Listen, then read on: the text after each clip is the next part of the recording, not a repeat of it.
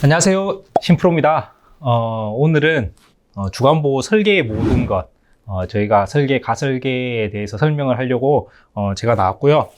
사실 이 영상을 찍을까 말까 저희도 엄청나게 많이 고민을 했어요.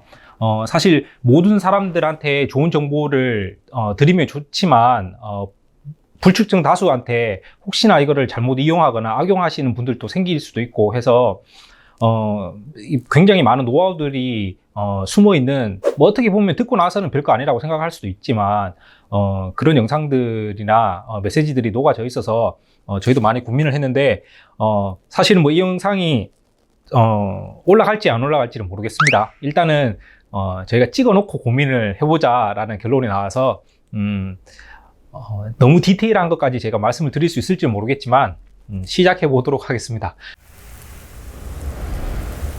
주간보호 설계의 모든 것 편이고요. 빠르게 넘어갈게요.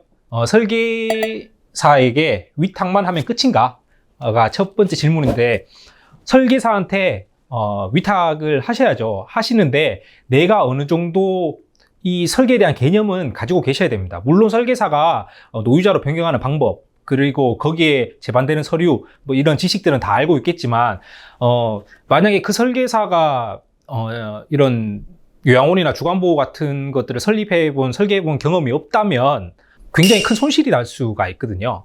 나중에 짓고 나서 알게 되는 것들이 많으니까 꼭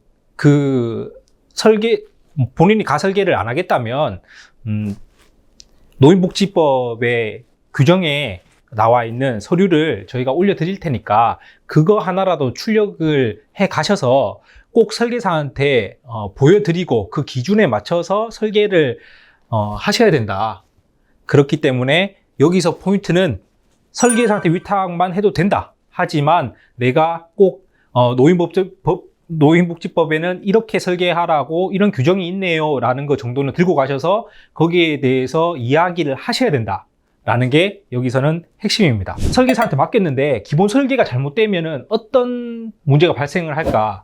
첫 번째로 정원에서 엄청난 차이가 납니다. 적게는 5명, 많게는 10명까지 정원이 차이가 날 수가 있고요.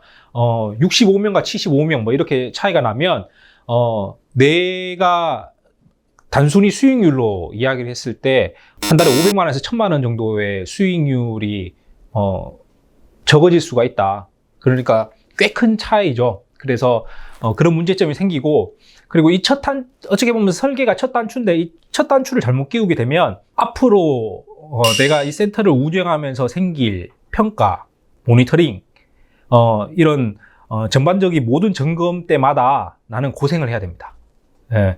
그리고 실제 운영을 하는데 어르신 동선과 직원 동선이 꼬이게 되면 거기서도 또 고생을 하게 됩니다.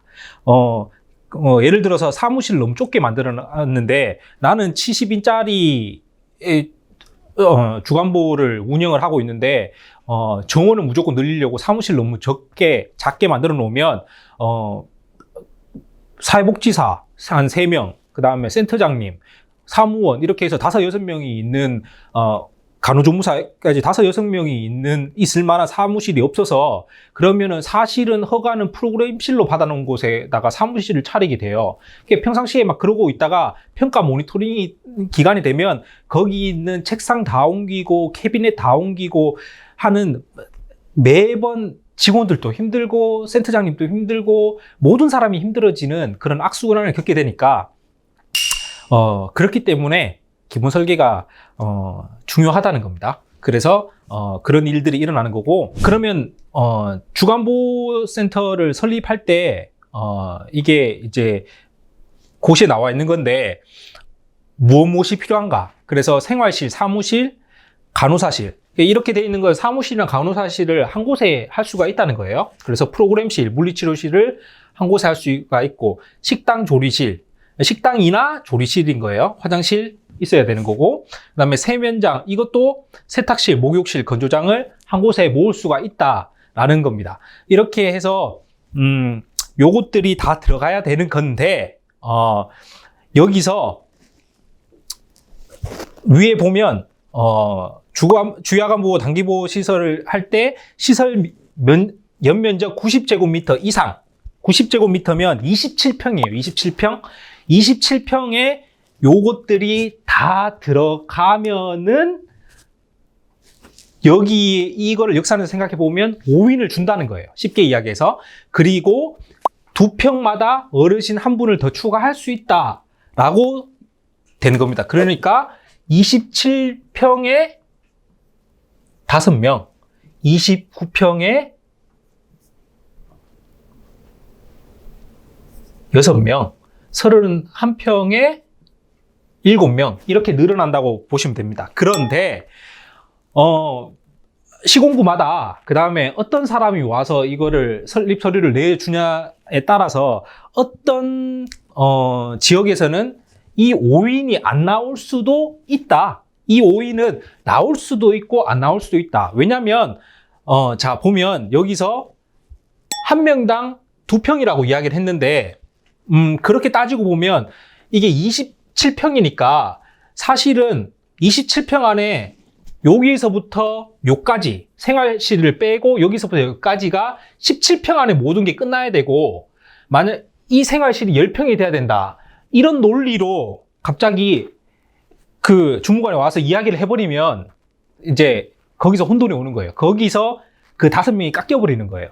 그렇기 때문에 근데 사실 17평에 사무실도 놓고 프로그램도 놓고 식당도 놓고 화장실도 놓고 해서 실제적으로 운영을 하기는 거의 불가능하거든요. 그렇기 때문에 내가 이 공용공간이라는 게 50인 주간보호센터를 하냐, 내가 30인 주간보호센터를 하냐, 70인 주간보호센터를 하냐에 따라서 내가 어느 정도 늘려야 되는 거는 당연히 늘려야 되는 거고 줄여야 되는 건 줄여야 되는데 꼭 이거에 맞춰서 딱 사실은 27평만 쓰는 게 제일 좋지만 이걸 아끼다 보면 나중에 다른 것이 악재로 발생을 할 수가 있으니까 거기에 대해서 꼭 명심을 해주셨으면 좋겠습니다. 그러면 여기서 잠깐 뭐 좀 지우고 갈게요.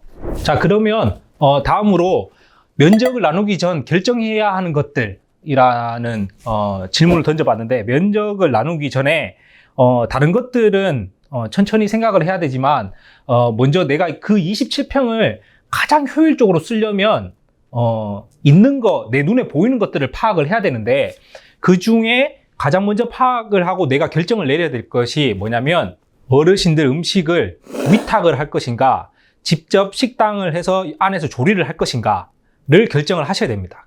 거기에 따라서 물론 조리실은 있어야 되고 어르신들 간식이 나가야 되기 때문에 탕비실은 있어야 되지만 내가 조리를 한다고 하면 거기에 뭐 덕트부터 시작해서 큰 냉장고, 냉동고부터 시작해서 엄청난 재반 시설이 필요하기 때문에 그 면적을 많이 차지할 거고 그거만큼 또 그게 면적과 다른 면적과 연관이 되기 때문에 내가 이 공간을 줄일 것인가 늘릴 것인가는 내가 조리실을 할 것인가 조리를 할 것인가 말 것인가를 먼저 결정을 하셔야 된다는 문제가 하나 있고 그 다음에 내가 임대한 그 건물에 장애인 화장실이 있는가 없는가입니다. 만약에 장애인 화장실이 그 층에 있다면 사실은 화장실을 법적으로는 더 안 만드셔도 돼요. 그 장애인 화장실만 가지고 내가 센터를 만들 수가 있지만 실제 사용하기에는 장애인 화장실 한 칸, 남자 화장실 한 칸, 여자 화장실 한 칸만 있다면 운영을 하는데 화장실 한 칸 한 칸 가지고는 불가능하거든요.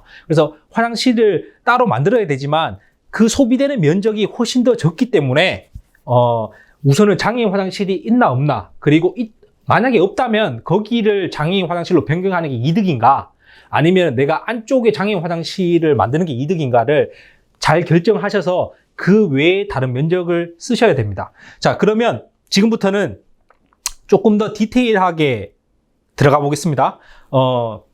여기서부터가 사실은 저희가 영상이 올라갈지 안 나갈지 잘 모르겠습니다.